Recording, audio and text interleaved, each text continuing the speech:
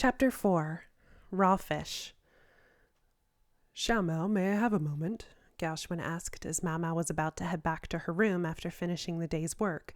Their shared master, Jinshi, evidently tired from his own exertions, had gone to take a bath directly after eating. "What seems to be the matter?" Mao asked, at which Gaoxuan hesitated for a moment, stroking his chin to cover for himself, and finally let out a long breath. "There's something I'd like you to look at." Jinshi's aide seemed to have even more furrows in his brow than usual today. What Gaoxuan showed Mao was something written on a bound collection of wood strips, which he unrolled on a table. Mao looked closely at them. A record of an old incident, she observed. The strips recounted the case of a merchant who had contracted food poisoning some 10 years before. The victim had allegedly consumed blowfish. Mao swallowed in spite of herself. "Ugh, I wish I could have some blowfish." Gaoxuan was looking at her, noticeably vexed. Mao shook her head and wiped the grin off her face. "Next time we have a chance, I'll take you to eat something of the sort," Gaoxuan said, though he added pointedly that blowfish liver would not be served. Mao was a bit put out by that. Real gourmands know how to enjoy that unique tingle. But nonetheless, there was nothing like the prospect of a good meal to get her invested in a project. She started studying the materials closely. "Why are we looking at this, if I may ask?" "Long ago, my work happened to involve me in the matter of this case. A former colleague of mine brought it up to me again because a very similar incident occurred recently." Was his former colleague, Mao wondered, someone from before Gaoxuan had become a eunuch? So he really had been a military official or some sort. "Very similar," Mao said. "How so?" She mentally set aside the question of her companion's history. She was quite frankly more interested in this case of poisoning than she was in talk of Gaoxuan's past. "A bureaucrat ate a dish of shredded raw blowfish and vegetables, and now he's comatose." Comatose? Mao didn't like the sound of that. Gaoxuan had never been the type to mince words, and she doubted he had started just now. She took a discreet glance at Gaoxuan's face.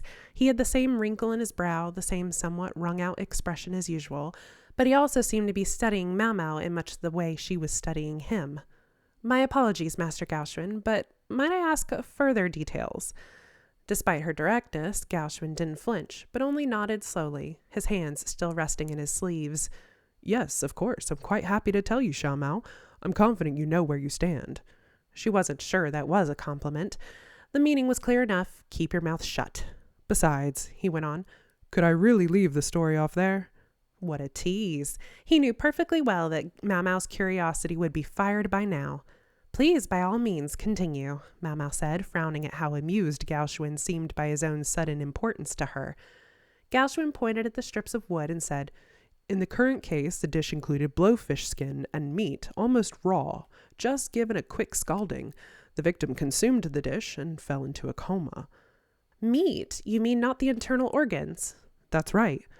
Blowfish poison couldn't be removed by heating it, but the poison was concentrated in the fish's organs, principally the liver, and the flesh proper was substantially less dangerous. Mao would have guessed that any case of coma on account of blowfish poison would almost have to have involved consumption of the liver. Could that much toxin really have built up in the flesh, she wondered? Depending on the exact variety of fish and the environment in which it was raised, the meat could, on occasion, be poisonous. She didn't have enough evidence to be certain one way or the other, so she couldn't rule out the possibility. When Mao had eaten blowfish, it had always been the less poisonous meat. Well, almost always. Every once in a while, she got it into her head to put a bit of liver in her mouth, but it was a dangerous game. She well remembered the madam forcing her to drink water until her stomach practically turned inside out. "To be honest, I'm not hearing anything unusual so far," Mao said. "Well, there's one detail I haven't mentioned," Gaoxuan said, shaking his head slowly and scratching the back of his neck as if embarrassed. "The chefs involved in preparing the dishes insist they didn't use blowfish. Not on this occasion and not in the incident 10 years ago." Gaoxuan was frowning openly now, but Mao simply ran her tongue along her lips. This was getting more interesting by the minute. There were several points of similarity between the two cases. For one thing, both the bureaucrat of the present case and the merchant of the older one had been epicures with a taste for unusual food. On these occasions, they'd been consuming dishes of shredded raw fish and vegetables in which the meat had been gently scalded by dipping it briefly into boiling water. But they had each been accustomed to eating fish completely raw as well. The fresh taste of raw fish could be wonderful, but the uncooked meat all too often hosted parasites. Most people didn't much like it, and in some areas eating raw fish was outright forbidden. Adventurous eaters like the victims in question would have been accustomed to consuming blowfish, and although they would all deny it publicly, some such people on occasion deliberately had a little bit of toxin left in their fish in order to enjoy the tingling sensation it produced. And people would judge them for it. Philistines, Mama thought. She was of the opinion that people ought to be more or less tolerant of the preferences of others, at least when it came to food. Neither of the chefs who had prepared the tainted food would admit any wrongdoing. Both were adamant that they hadn't used blowfish in the preparation of their dishes, and yet the men who had eaten said dishes had nonetheless succumbed to food poisoning. Blowfish innards and skin had been discovered in the kitchen waste and submitted as evidence, but the fact that the internal organs were complete and accounted for was understood to show that no part of them had in fact been consumed. They actually took this investigation really seriously, Mama thought, finding herself oddly impressed. She knew there were far too many officials in the world who were happy to settle for pinning the crime on someone via circumstantial or, if necessary, doctored evidence. Both chefs asserted that they had used blowfish in their cooking the day before the respective incidents, but not the day of. With the season as cold as it was now, it wasn't surprising that the trash might not be taken out for several days at a time, unlike, say, in summer, when it might have been disposed of more regularly. The dish in question had been prepared with a different fish, the remains of which were also discovered in the trash. So this obviously isn't a setup by some official, Mama mused, but that doesn't necessarily mean the cooks are telling the truth. Unfortunately, there were no eyewitnesses to the meals in question.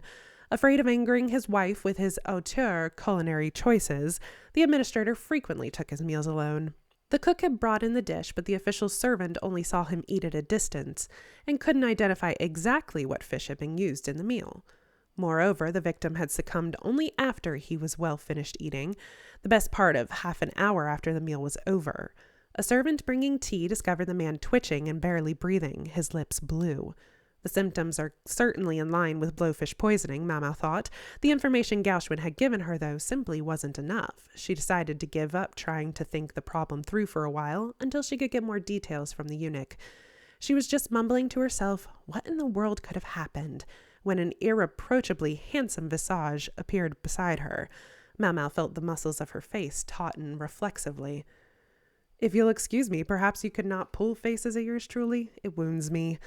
Jinchi's hair was still wet. Sweden was trying to wipe it with a towel, exclaiming, "Oh, goodness," as it dripped everywhere.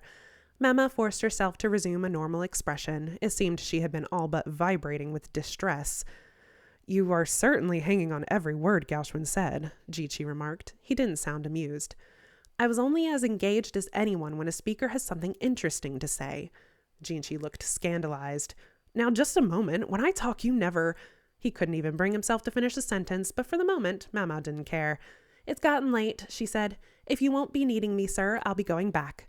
She nodded politely to Sweden, still mopping at Jinchi's hair, and pattered out of the room. Jinchi seemed to be trying to say something else, but Sweden snapped, "Don't move!" and Mama heard nothing more from him. She was somewhat exasperated with herself, acting so helplessly fascinated by the matter of a person's death. She wondered what her father would think of her as she headed back to her room. The next day, Gauchwin brought her a cookbook. "These are copies of recipes the chef commonly prepared. The servants testified that most of the meals served to their master came from this collection. This is the recipe the chefs claim to have been following." He set the notebook on the table and opened it to a page with instructions for raw fish lightly scalded and then shredded. Mama looked at it, stroking her chin. The recipe called for the fish to be accompanied with minced vegetables and lightly vinegared.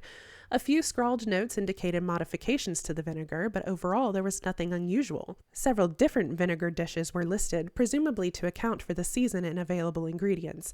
Exactly which fish and vegetables were to be used weren't specified in detail. Mama continued stroking her chin. "This doesn't answer the crucial question of what was actually used," she said. "I'm afraid that's true." Jinchi was watching Mama with curiosity from a short distance away, although he didn't appear to be enjoying himself. He had longan fruit with him that he cracked open and ate listlessly. The dark, dry seeds emerged within each crack. Longan were like lychee, but smaller, and were normally a summer fruit. When dried, the fruit was much valued in traditional medicine. "You haven't figured it out yet?" Jinshi said, settling his elbows restlessly on the table and looking across at Mau. He clearly wanted to be part of the discussion. Gaoshun frowned, but didn't go so far as to reprimand him. Somebody ought to give him a piece of their mind, Mau thought, coolly regarding Jinshi as he leaned uncouthly on the table.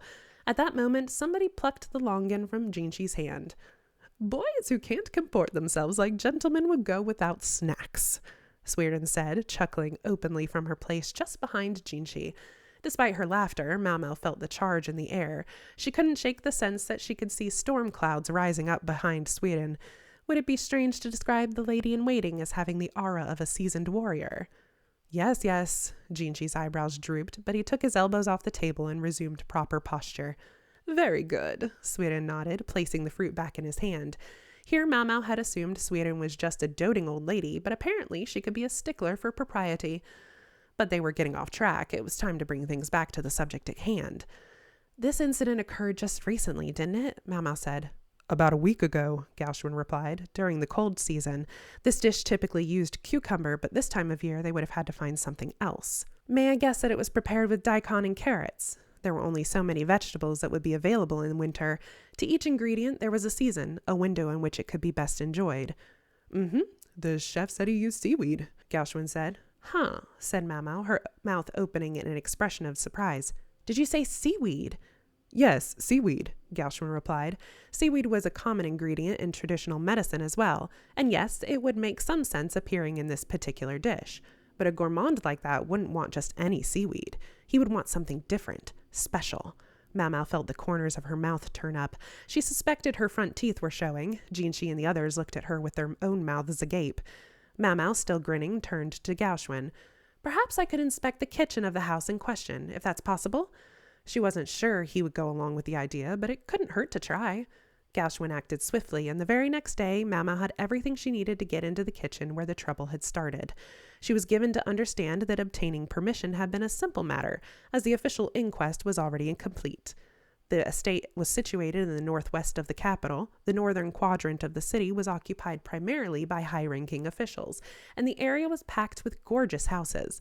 When they arrived at the particular mansion they wanted, the victim's wife, allegedly wasting away with the stress, was asleep, so a manservant showed them through the house. The wife had already given her approval, they were told. A manservant, Mau mused as they entered the kitchen. Gaoshun had arranged another official to accompany Mau, but he spent most of his time looking at her dutifully. He clearly didn't relish this assignment, but Gaoshun had told him to do it, and evidently he would obey. So there was no problem as far as it went. Mau wasn't there to make friends with him, so it was all the same to her. The man was with the military, but young. His body lacked the bulk of a long-serving soldier, but his movements were brusque and efficient.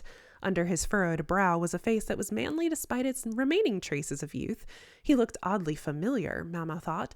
She was just about to trot into the kitchen when a man came running up to her in high dudgeon. "What do you think you're doing? You can't just wander around this house. Get out of here! Who let this riffraff in?" He caught the manservant by the collar. Mau was fixing him with a glare when the young man accompanying her stepped forward. "The mistress of the household gave us her blessing, and this is official business." Mau applauded the calm but firm tone he took with the overheated newcomer. "Is this true?" The man relaxed his grip on the servant's neck. Through a coughing fit, the manservant managed to confirm that it was. "Now, may we proceed, or is there some reason we shouldn't?" the young official asked, at which the man made a sound of disgust and spat. "Puh! What do I care?" The manservant later explained to them apologetically that the younger brother of the comatose official was overseeing his estate in lieu of the man's indisposed wife. He was the one who had accosted them. So that's what's going on, Mau thought, but recognizing that it would be improper to insert herself into someone else's family affairs, she left it at that. Instead, she looked around the kitchen. As she'd feared, the chef had already washed and cleaned his tools. However, aside from the fish, which had been disposed of lest it start to rot, the majority of the ingredients still remained. She began to explore the room, and there on a shelf near the back wall, she found it, sitting right out in the open. Mama's discovery, salted and stored in a small pot, brought a grin to her face. "What is this?" she asked the servant. He squinted into the pot, his face suggesting he wasn't sure. So Mama took a bit of it and dropped it into a jug of water. "Do you recognize it now?" "Oh, this is the thing the master liked." The servant informed them that the master had eaten it all the time. It couldn't possibly be poisoned. The servant's mistress evidently trusted him, and he didn't appear to be lying. You heard the man. Hurry up and go home, the younger man snapped. He'd been watching Mamau at work for some time now. In particular, he seemed to be fixated on the jar she was investigating. Yes, of course, Mamau said, putting the jar back where she'd found it, and grabbing a handful of the contents as she did so, secreting it in her sleeve. Our apologies for disturbing you. She left the kitchen, but she could feel the man's eyes boring into her from behind. Why did you just run like that? You hardly even objected, the young military man said to Mamau as they rode home in their carriage. She was surprised he was willing to initiate the conversation. Oh, I hardly think I ran away. Mamau produced the bit of salted seaweed from her sleeve and placed it delicately in a handkerchief. It had left her sleeve disgustingly salty, but the young man would probably get upset if she tried to shake it out right there. This is strange, she said instead. It's a little too early in the year to harvest this particular kind of seaweed, but I don't think a salt-cured piece from last year would have lasted this long. No, this ingredient was well outside its season. That leads me to think it wasn't harvested around here, Mamau went on. That maybe it was obtained from the south somewhere, through trade, for example. You wouldn't happen to know where such a thing might come from, would you? The young man's eyes widened. He seemed to understand what she was asking of him. That just left Mamau's own task to attend to. The next day, at her request, Gauchwin arranged a kitchen for her to use. It was in one of the bureaucratic offices of the outer court and included accommodations for someone to stay overnight. Mamau had prepared everything the night before. Now she started to cook. Well, cook might be a strong word. She was only steeping the seaweed in some water to get the salt off. It was a simple enough process, but things being what they were, she'd figured it would be better not to use the kitchen in Jinshi's building, hence why she'd asked for a different one. 2 plates sat in front of her, bearing her preparation. She divided her pilfered seaweed into 2 portions and soaked them in water. By now they were a rich, deep green. Also before her were Gauchwin and the official who had consulted him about the case, along with the young soldier from the day before, and, for some reason, Jinshi. Mamau thought Sweden was likely to rake him over the coals again for being a rubberneck. I discovered you were right, the soldier said. The seaweed had been imported from the south. I tried asking the manservant we met about it. He says that indeed that seaweed was never eaten in winter. I inquired with the other servants as well, but the answers were all about the same. The stranger in the room, the man who had consulted Gauchwin about the incident, shook his head. I already spoke to the cook about it. He says it's the same kind of seaweed he always uses. He swears it can't be poisonous. In fact, Mamau agreed. It was the same kind of seaweed, but there was a difference. One of them may yet be poisonous, she said. With a pair of chopsticks, she picked up one of the pieces of seaweed from its plate. Tell me, do people in the South normally eat this kind of seaweed? Or could it be that a gourmand official imported dried samples from the plant's native land, thinking there might be money to be made? And what would be the problem if he had? Jinshi asked. Today he had none of the loose, almost informal quality he'd sometimes demonstrated recently. Perhaps it was because there were other people present. Gauchwin looked as serene as ever, but the other 2 officials seemed somewhat uncomfortable in the presence of the radiant eunuch. Mamau twiddled the chopsticks playfully as she replied, There are ways to make a poison not poisonous. Several, in fact. Eels, for instance, were normally poisonous, but if one drained the blood and heated them enough, they became edible. To take another example, this particular kind of seaweed, Mamau recalled, had to be cured with quicklime. One of the 2 pieces before them was treated with quicklime. The other was not. At the moment, Mamau was holding in her chopsticks the piece that had been steeping in quicklime solution overnight. She took a big bite of it, distressing the onlookers. They crowded around her and fussed over her. I'll be fine, I think, Mamau said. In truth, she only knew the theory. She wasn't actually sure if a single night's steeping would be enough to neutralize the poison. This was another important test for her. You think? Jinshi demanded. Oh, calm down. I have an emetic right here. She showed them the pouch of herbal medicine hanging around her neck. Aren't we a little overconfident? Jinshi snapped. A moment later, Gauchwin had Mamau in a bear hug from behind while his master forced the medicine down her throat. Thus, she ended her demonstration by vomiting in front of 4 important men. Lovely! What a thing to do to a young woman who had yet even to be married! Worse, the emetic induced vomiting through its awful flavor, so it was a poor chaser for the seaweed. And here I was, trying to prove that seaweed was safe, Mamau thought. She wiped away the stomach juices, composed herself, and then said, Here's the question as I see it. Who suggested the idea to the tradesman to import this salted seaweed? The merchant had gone to a foreign land, one where there was no custom of consuming this plant, simply in order to obtain it. Presumably, he was at least aware of the potential danger. The man who fell into a coma from it could be said to have reaped what he sowed. But what if something else was going on? What if the possibility of poison had been well accounted for? Here I go speculating again. There had been a similar case 10 years before. What if it had given someone a hint, inspiration? Mama had no way of saying whether the two were really connected, but as far as the current case, she trusted her intuition. Everyone here in this room with her was intelligent. She doubted she needed to say anything more, and she didn't intend to.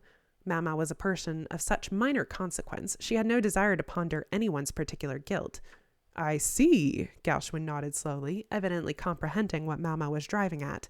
She let out a relieved breath, then grabbed the seaweed in front of her and ate it, this time from the other plate. And thus, for the second time that day, Mama was induced to retch by a pale-faced Jinshi and his companions. The culprit turned out to be the younger brother of the comatose bureaucrat. Once they found out where he'd purchased the seaweed, he could hardly confess fast enough. So Mama had been right to be suspicious of the way he'd been watching her in the kitchen. He might as well have told them outright there was something he didn't want them to see in there. His story was a common one. The elder son alive and well, the younger went forgotten. Mamo and the others were almost disappointed to discover such a comically prosaic motive at work. However, a problem remained. Apparently, the man had been willing to commit murder over this simple grievance, but how had he learned about the poisonous seaweed in the first place? He claimed a fellow patron at his favorite bar had happened to mention it in the course of conversation, and neither Mamo nor anyone knew at the time whether this was simple chance or if it went deeper. Mama was cleaning up, muttering over the fact that she never did get to eat the toxic seaweed, but it was no use crying over spilled milk or regurgitated seaweed, so she determined to think about something else. I wonder what I'll use my precious new ingredient for. The bizarre herb sprouting from a bug danced in her head. Just as it had threatened to take over her every thought, she shook her head. She had to stay focused. She was on the job, but she couldn't keep herself from grinning at the thought of that disgusting dried insect with a grayish mushroom popping out of it. She was overjoyed just thinking about the possibilities. Maybe she would make a medicinal wine out of it or turn it into pills. The overweening happiness caused her, to her chagrin, to greet the master of the room with a giant smile on her face. The moment she registered Jinshi and the shocked look he was giving her, Mama dropped her eyes to the ground. I'll bet that wasn't very appealing. Slowly, uncomfortably, she looked up to discover Jinshi was suddenly beating his head against a pillar. It made a clacking sound like a woodpecker. The noise brought Gauchwin and Sweden running. Gauchwin seemed to be fixing Mau with a glare. It wasn't my fault, Mau protested wordlessly. Your master is wrong in the head. Silently, she was pouting, but all she actually said to them was, welcome back.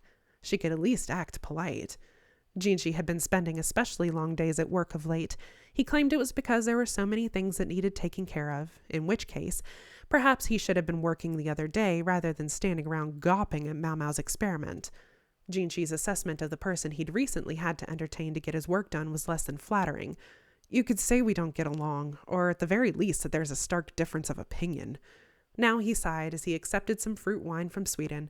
Everyone in the room had a well-developed tolerance for Jinshi, so it didn't affect them, but if some girl had happened to see him like this, she might have fainted on the spot. A most troublesome eunuch indeed.